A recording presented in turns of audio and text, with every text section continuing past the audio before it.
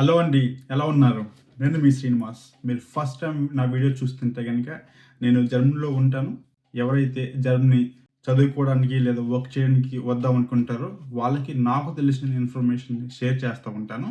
దానిలో భాగంగా ఈరోజు నేను మీతో షేర్ చేయాలనుకునేది ఎవరైతే వింటర్ 2026లో జర్మనీ రావాలని అనుకుంటున్నారో వాళ్ళకి ఒక క్లియర్ గైడెన్స్ ఇద్దామని చెప్పేసి ఈరోజు ఈ వీడియో చేస్తున్నాను. ఈ వీడియో లాస్ట్ వరకు చూస్తే మీకు ఒక క్లారిటీ వస్తుంది. ఎప్పుడు ప్రాసెసింగ్ స్టార్ట్ చేయాలి, ఎలా స్టార్ట్ చేయాలి, ఎటువంటి స్ట్రాటజీస్ ఫాలో అవ్వాలి, టైం ఫ్రేమ్ ఎలా ఉంటుంది, ఇలా ప్రతిదీ కూడా డీటెయిల్గా ఎక్స్ప్లెయిన్ చేస్తాను. మనకి ప్రాబ్లం ఏంటంటే ఓవర్ ఇన్ఫర్మేషన్. ఆ ఇన్ఫర్మేషన్ ప్రాపర్గా అలైన్ అయ్యి ఉండి రైట్ ఇన్ఫర్మేషన్ ఇవ్వదు. ఎక్కడో ఒక చోటన సర్టన్ గ్యాప్స్ అయితే ఉంటాయి. మీరు ఎప్పుడైనా సరే జర్మనీ కాదు ఏ కంట్రీకైనా వెళ్దాం అనుకున్నప్పుడు ఎప్పుడు కూడా బ్యాక్ టు ఫార్వర్డ్ రావాలన్నమాట. అలా అంటే ఫర్ ఎగ్జాంపుల్ మీరు 2026 వింటర్లో జర్మనీ వద్దామని అనుకుంటున్నారు అనుకోండి. సో మీరు ఏం చేయాలి? End date is common. End date ఏంటి? వింటర్ సెమిస్టర్కి జర్మనీ రావటం. ఇది మీ ఎండ్ గోల్. సో మనం ఏం చేయాలి? ప్రాసెస్ ఎప్పుడు స్టార్ట్ చేయాలి, ఎలా స్టార్ట్ చేయాలి అనే దగ్గర మనకి క్వశ్చన్ స్టార్ట్ అవ్వాలి. మీరు వింటర్ 2026 కనుక వద్దాం అనుకుంటే మీరు కనుక అట్లీస్ట్ 1 year ముందు స్టార్ట్ చేస్తారనుకోండి, అంటే మీరు లైఫ్ ఏది కూడా ప్రాసెస్ని హరీ బర్రీగా చేయాల్సిన అవసరం ఉండదు. ప్రాపర్గా స్మూత్గా ప్లాన్ చేసుకోవాలి. ఎందుకంటే మీకు అడెక్వేట్ టైం ఉంటుంది కాబట్టి. అట్లీస్ట్ 6 months ముందు అయితే మీరు అనుకున్న సెమిస్టర్కి ఈజీగా వెళ్ళొచ్చు. సో అది ఎలా ప్లాన్ చేసుకోవాలి ఏంటి అనేది ఈరోజు డిస్కస్ చేద్దాం. ఇన్ జనరల్గా మీరు వింటర్ సెమిస్టర్ కనుక జర్నీ వద్దాం అనుకుంటే మ్యాక్సిమం యూనివర్సిటీకి July 15 అనేది డెడ్ లైన్ ఉంటుంది. అంటే ఒక 80% యూనివర్సిటీస్కి July 15 అనేది డెడ్ లైన్గా ఉంటుంది. సో మీరు కొన్ని యూనివర్సిటీస్కి కొంచెం 1 month అటు 1 month ఇటులో ఉంటుంది. సో మీకు డెడ్ లైన్ తెలిసింది. అట్ ద సేమ్ టైం మీకు యూనివర్సిటీస్ అప్లికేషన్స్ని యాక్సెప్ట్ చేయడం ఎప్పుడు స్టార్ట్ చేస్తుంది, ఇది కూడా ఇంపార్టెంట్ టైం లైన్. ఇన్ జనరల్గా మనకి ఫిబ్రవరి నుంచి యూనివర్సిటీస్ అప్లికేషన్స్ని యాక్సెప్ట్ చేయడం స్టార్ట్ చేస్తుంది. సో మీకు డెడ్ లైన్ తెలిసింది, అప్లికేషన్ యాక్సెప్టెన్సెస్ స్టార్టింగ్ అనేది కూడా తెలిసింది. సో మీరు ఈ టైం ఫ్రేమ్ లోపు మీ అప్లికేషన్ని యూనివర్సిటీలో కానీ లేకపోతే యూనివర్సిటీస్ పోర్టల్లో కానీ అప్లోడ్ చేయాల్సి ఉంటుంది. మీరు కనుక ఈ టైం ఫ్రేమ్లో కనుక సక్సెస్ఫుల్గా మీ అప్లికేషన్ సబ్మిట్ చేస్తే you are in the right track. ఈ విత్ ఇన్ ది టైం ఫ్రేమ్లో అప్లికేషన్ సబ్మిట్ చేయాలంటే మనకి ఏ డాక్యుమెంట్స్ కావాలి అనేది ఫస్ట్ తెలుసుకోవాలి. మనకి బేసిక్ ప్రైమరీగా కావాల్సింది మన డిగ్రీ ట్రాన్స్క్రిప్ట్స్, అలాగే ఏపీఎస్ సర్టిఫికేషన్. ఏపీఎస్ సర్టిఫికేషన్ అంటే మీరు ఏదైతే డిగ్రీ ఉందో దాన్ని వెరిఫై చేసి వీళ్ళు ఒక సర్టిఫికేట్ రిలీజ్ చేస్తారు. ఇది ఒరిజినల్ సర్టిఫికేట్, ఇతను రైట్ క్యాండిడేట్, ఇతను ఈ యూనివర్సిటీలో అలా ఈ కాలేజీలో చదివాడు, ఇతని సర్టిఫికేట్స్ ఒరిజినల్ లెజిటిమేట్ అని సర్టిఫై చేసి ఒక సర్టిఫికేట్ని రిలీజ్ చేస్తారు. ఇది చాలా ఇంపార్టెంట్ డాక్యుమెంట్. దాంతోపాటు మీరు in case English start program కనుక అప్లై చేద్దాం అనుకుంటే మీకు ఐఎల్స్ కావాలి. ఐఎల్స్ కూడా 90% యూనివర్సిటీస్ మినిమం 6 band నడుస్తుంది. అంటే 6 band అంటే ప్రతి మాడ్యూల్లోనూ 6 వచ్చి ఉండాలి. Writing, reading, speaking, listening. Overall band 6 కోడ్తో పాటు ప్రతి మాడ్యూల్లో కూడా 6 వచ్చి ఉండాలి. ఇదొకటి.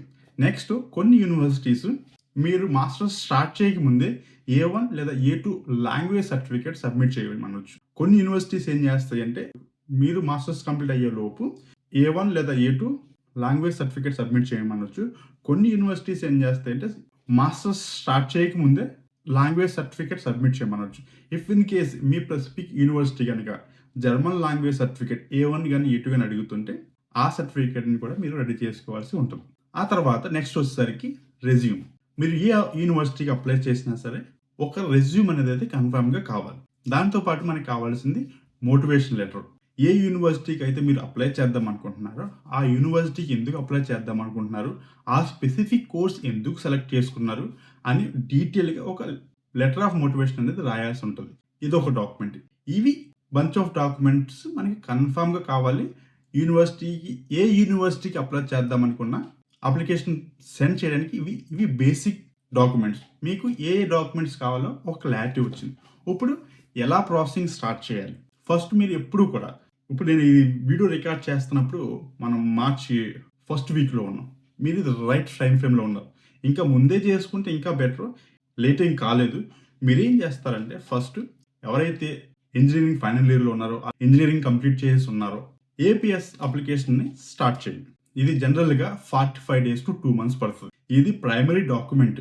మీరు ఏ యూనివర్సిటీకి అప్లై చేసినా కొన్ని యూనివర్సిటీస్ ఏపీఎస్ సర్టిఫికేషన్ ఎగ్జామ్స్‌ని ఇవ్వచ్చు. కానీ మీ వీసా ప్రాసెసింగ్ టైమ్‌లో ఇది మ్యాండేటరీ డాక్యుమెంట్. ఎప్పటికైనా సరే మీకు కావాలి కాబట్టి ఫస్ట్ మీరు జర్మనీ వద్దాము అని డిసైడ్ అయినప్పుడు మీ ప్రాసెస్‌ని ఏపీఎస్ సర్టిఫికేషన్‌తో స్టార్ట్ చేయండి. ఇంతకుముందు చెప్పినట్టుగా ఇది 45 డేస్ టు 2 మంత్స్ పడుతుంది. సో, మీరు for example March first week ఇప్పుడు మీరు ప్రాసెసింగ్ స్టార్ట్ చేశారు. స్టార్ట్ చేసిన తర్వాత మీరు ఏపీఎస్ ఫీ పే చేసేసి ఆ రిక్వైర్డ్ డాక్యుమెంట్స్‌ని పోస్ట్ చేసేసిన తర్వాత మీకు around 45 days to 2 months time ఉంటుంది. ఈలోపు ఐఎల్టీఎస్ ఎగ్జామ్ కూడా ప్రిపేర్ అవ్వాల్సి ఉంటుంది. ఇన్ కేస్ మీరు ఆల్రెడీ ఐఎల్టీఎస్ ఎగ్జామ్ రాసేసుంటే వెల్ అండ్ గుడ్. రాయని పక్షంలో మీరు ఏం చేయాలంటే ఐఎల్టీఎస్ ఎగ్జామ్ అట్లీస్ట్ ఎగ్జామ్ అంటే మీ ఇంగ్లీష్ లాంగ్వేజ్ మీద కాన్ఫిడెంట్ ఉండటం వేరు. ఐఎల్టీఎస్ ఎగ్జామ్‌కి ప్రిపేర్ అవ్వటం వేరు. మార్చ్ ఎండ్ కనుక డేట్ బుక్ చేసుకొని IELTS exams first attempt clear చేస్తే మీకు ఏపీఎస్ సర్టిఫికేట్ వచ్చేసరికి ఐఎల్టీఎస్ సర్టిఫికేట్ కూడా మీ చేతిలో ఉంటుంది. మీరు కనుక ఆన్లైన్ ఎగ్జామ్ ఇస్తే ఈ రోజు ఎగ్జామ్ ఇస్తే రేపటి లోపు రిజల్ట్ ఉంటుంది. సో ఇందాక ఏపీఎస్ సర్టిఫికేషన్‌కి 18,000 రూపీస్ అయితే ఐఎల్టీఎస్ ఎగ్జామ్ కూడా మీరు ఫస్ట్ అటెంప్ట్ క్లియర్ చేస్తే 18,000 రూపీస్ అవుతుంది. మీరు ఏప్రిల్ మిడ్‌కి మీ ఏపీఎస్ సర్టిఫికేట్ వచ్చేస్తుంది కదా! ఈలోపు మీరు ఏం చేయాలంటే ఐఎల్టీఎస్ ప్రిపేర్ అవుతూ ఉంటారు కదా ఎగ్జామ్‌కి. అదే టైంలో మీరు యూనివర్సిటీస్ అలాగే కోర్సెస్‌ని షార్ట్ లిస్ట్ చేయటం స్టార్ట్ చేయాలి. మీకు ఏ కోర్సెస్ చేద్దాం అనుకుంటున్నారు? ఆ కోర్సెస్‌లో ఉన్న కంటెంట్ ఏంటి? ఆ కోర్స్ కంటెంట్ వల్ల మనకి రేపొద్దున ఫ్యూచర్‌లో ఆ స్పెసిఫిక్ డిగ్రీ మనకి యూజ్ అవుతదా జాబ్ తెచ్చుకోవడానికి యాస్ ఎ ఫ్రెషర్‌గా వచ్చినప్పుడు? కోర్స్ కరిక్యులమ్ ఏంటి? దాంతో పాటు అన్నిటికన్నా ఇంపార్టెంట్ క్రెడిట్ మ్యాచింగ్. అంటే మన బ్యాచిలర్స్‌తో మనం ఏదైతే మాస్టర్స్ చేస్తున్నామో అది రిలవెంట్‌గా ఉందా లేదా? క్రెడిట్ మ్యాచింగ్ ఎంత ఉంది? ఇవన్నీ చెక్ చేసుకొని ఏపీఎస్ సర్టిఫికేట్ అలాగే ఐఎల్టీఎస్ సర్టిఫికేట్ వచ్చేలోపు ఓ బంచ్ ఆఫ్ యూనివర్సిటీస్ అలాగే కోర్సెస్‌ని సెలెక్ట్ చేసుకుండాలి. మీ గ్రేడ్ అబోవ్ 8 సీజీపీఏ గనుక అబోవ్ 8 ఉంటే అట్‌లీస్ట్ 6 యూనివర్సిటీస్ లిస్ట్ ఔట్ చేసుకోండి. మీరు గనుక బిలో 8 ఉంటే మినిమమ్ టు మినిమమ్ 10 యూనివర్సిటీస్ అలాగే 10 కోర్సెస్‌ని షార్ట్ లిస్ట్ చేసుకొని ఉండాలి. అది కూడా యూనివర్సిటీస్ ర్యాంక్‌ని బట్టి కాకుండా అర్బన్ ఏరియాలో రూరల్ ఏరియాలో ఉన్న యూనివర్సిటీస్‌కి ఎక్కువ ప్రిఫరెన్స్ ఇవ్వండి. ఎవరైతే లో సీజీపీఏ ఉంటదో రూరల్ ఏరియాలో ఉన్న యూనివర్సిటీస్‌కి ఎక్కువ ప్రిఫరెన్స్ ఇవ్వండి. ఎడ్యుకేషన్‌లో ఎటువంటి డిఫరెన్స్ ఉండదు. ఏ యూనివర్సిటీలో చదివినా సరే క్వాలిటీ ఆఫ్ ఎడ్యుకేషన్ అనేది సేమ్. దానివల్ల మీకు వరీ అవ్వాల్సిన అవసరం లేదు. ఏప్రిల్ మిడ్ నాటికి అంటే course list, APS certification, IELTS మీ చేతిలో ఉంటాయి. దీంతో పాటు మీరు యూని అసిస్ వెబ్‌సైట్‌లో కొన్ని యూనివర్సిటీస్ ఏంటంటే మీరు ఈవెన్ యూనివర్సిటీ వెబ్‌సైట్ పోర్టల్‌లో అప్లై చేసినా సరే వీపీటీ అడగొచ్చు. ఈ వీపీటీ అనేది ఓన్లీ యూని అసిస్ వెబ్‌సైట్‌లోనే మనకు దొరుకుద్ది. ఇది కూడా 45 డేస్ పడుతుంది టైం. కొన్ని యూనివర్సిటీస్ ఏమన్నా మీరు డైరెక్ట్‌గా యూనివర్సిటీ వెబ్‌సైట్‌లో అప్లై చేయొచ్చు. కొన్ని యూని అసిస్ ద్వారా అప్లై చేయాల్సి ఉంటుంది.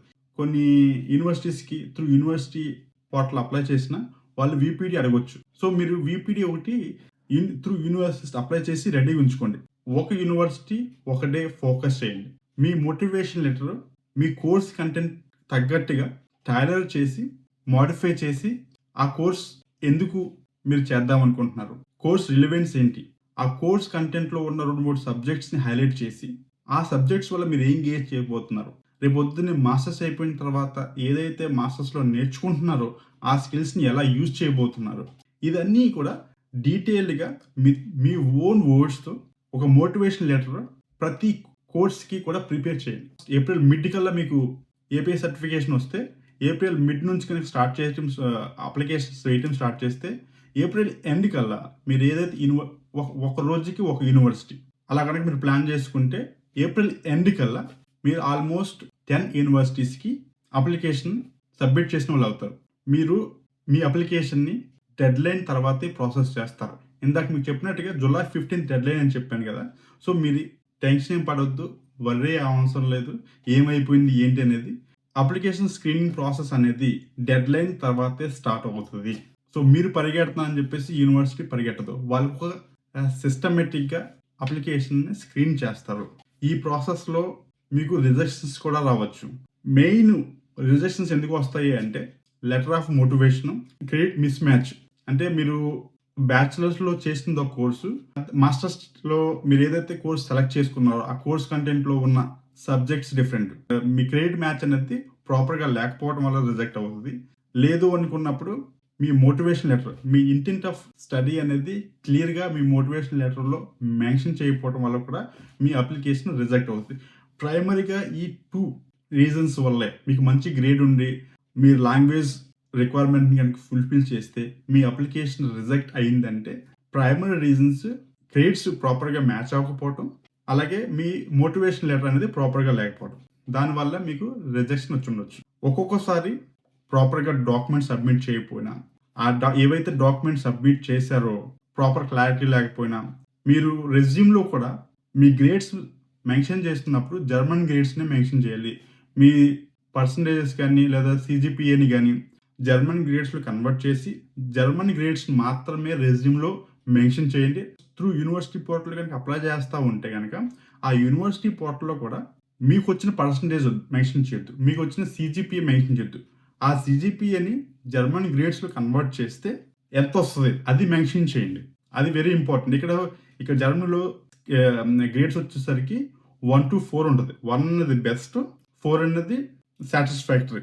ఆన్లైన్లో చాలా టూల్స్ ఉంటాయి, అలాగే నేను డిస్క్రిప్షన్లో కూడా మెన్షన్ చేశాను స్పెసిఫిక్ కొన్ని టూల్స్. ఈ టూల్స్ మీరు యూజ్ చేసి ఈజీగా మీరు మీ పాస్ పర్సంటేజ్ని అలాగే సిజిపిఏని కన్వర్ట్ చేసుకోవచ్చు. చాలామంది ఇన్స్టాగ్రామ్లో అన్న నేను మాస్టర్స్ చదువుదాం అనుకుంటున్నాను, కెన్ యూ హెల్ప్ మీ అంటున్నారు. నాకు మీకు హెల్ప్ చేయాలని ఉంది, కానీ ఒక మెసేజ్లో నేను మీకు ఎక్స్ప్లెయిన్ చేసి చెప్పలేను.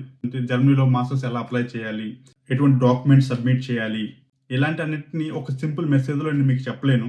మీకు పర్సనలైజ్డ్ గైడెన్స్ కావాలి అంటే అది మీరు ఆ యూనివర్సిటీ సెలక్షన్ ప్రాసెస్లో కానీ కోర్స్ సెలక్షన్ ప్రాసెస్లో కానీ సతమతం అవుతుంటే, ఏ కోర్స్ తీసుకోవాలని కన్ఫ్యూజన్లో ఉంటే, లేదా జర్మనీ మార్కెట్ ఎలా ఉంది తెలుసుకోవాలని అనుకుంటే కనుక నాతో మీరు 1-to-1 సెషన్ బుక్ చేసుకోండి. సో దట్ ఏంటంటే నేను మీ ప్రొఫైల్ని ప్రాపర్గా అసెస్ చేసి రైట్ గైడెన్స్ ఇవ్వడానికి ఆస్కారం ఉంటుంది. ఇన్స్టాగ్రామ్లో నాకు ఆ టైం కన్స్ట్రెయింట్ వల్ల కానీ అలాగే మీ ప్రొఫైల్ నాకు ప్రాపర్గా తెలియకపోవడం వల్ల సరైన గైడెన్స్ ఇవ్వలేను. అందుకని ఒక్కోసారి నేను రిప్లై ఇవ్వడం కూడా జరగదు. ఆ ఇన్ఫర్మేషన్ మిమ్మల్ని మిస్గైడ్ చేయొచ్చు లేదా లెజిటిమేట్ ఇన్ఫర్మేషన్ ఇవ్వలేకపోవచ్చు. అందుకనే రెదర్ దాన్ నా దగ్గర నుంచి ఎస్పెషల్లీ ప్రాపర్ గైడెన్స్ కావాలనుకుంటే I strongly suggest to book 1-to-1 suggestion. మీ రెజ్యూమ్తో మీ ప్రొఫైల్ని ప్రాపర్గా అనాలిసిస్ చేసి ఏ యూనివర్సిటీస్కి మీరు అప్లై చేయొచ్చు, ఏ కోర్సెస్కి అప్లై చేయొచ్చు, ఏ కోర్సెస్కి అప్లై చేస్తే మీకు అప్లికేషన్ సక్సెస్ రేట్ ఎక్కువ ఉంటుంది, ఇవన్నీ కూడా డీటెయిల్గా డిస్కస్ చేసుకోవడానికి ఛాన్స్ ఉంటుంది. నన్ను ఇంకోటి అడిగేది ఏంటంటే ఏపీఎస్ సర్టిఫికేషన్కి మీకు ఏపీఎస్ సర్టిఫికేషన్ ప్రాసెస్ చేయడానికి మీకు ఇంజనీరింగ్ కంప్లీట్ అవ్వాల్సిన అవసరం లేదు. మీరు ఫైనల్ ఇయర్లో ఉన్నా సరే మీ ప్రీవియస్ ట్రాన్స్క్రిప్ట్స్ తోటి ఏపీఎస్ సర్టిఫికేషన్ అనేది ప్రాసెస్ చేయొచ్చు.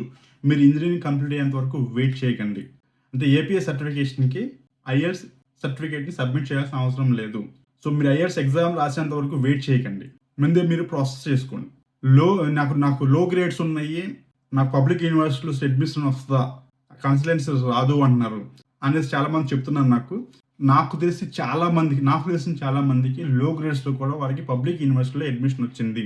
సో అన్నెసరీగా కన్సల్టెన్సీ మాటలు నమ్మి భయంతో అప్లై చేయటం మానేయొద్దు. మీరు ఒక యూనివర్సిటీకి అప్లై చేయడం వల్ల మీకు అయ్యే ఖర్చు 6,000 నుంచి 10,000 రూపాయల మధ్యలోనే. సో అదే మీకు కనుక పబ్లిక్ యూనివర్సిటీ అడ్మిషన్ వస్తే దాదాపు 20 లక్షలు మీరు సేవ్ చేసిన వాళ్ళు అవుతారు. అదే మీరు ఆ కన్సల్టెన్సీని అప్రోచ్ అయితే ఆ కన్సల్టెన్సీకి 50,000, 60,000 మీరు ఇవ్వాల్సి ఉంటుంది. ఆ 50,000, 60,000 ఇచ్చిన తర్వాత కూడా పబ్లిక్ యూనివర్సిటీలో వాడు కన్ఫర్మేషన్ ఇవ్వనప్పుడు ఎందుకు మీరు కన్సల్టెన్సీకి వెళ్ళి 50,000 దొబ్బెట్టుకోవాలి? దానికన్నా మీకు మీరు స్వతహాగా ట్రై చేయండి. రిజెక్షన్స్ వస్తే ఒక 6,000 లాస్ అయ్యమనుకుంటాం. అదే అప్లికేషన్ కనుక యాక్సెప్ట్ అయ్యి మీ పబ్లిక్ యూనివర్సిటీ అడ్మిషన్ వస్తే దాదాపు 20 లక్షలు సేవ్ చేసుకోవచ్చు. మీకు ఇంకేదన్నా డౌట్స్ ఉంటే మాస్టర్స్ రిలేటెడ్ కింద కామెంట్ చేయండి, మీకు కన్ఫర్మ్గా రిప్లై ఇస్తాను. I wish you all the very best. Choose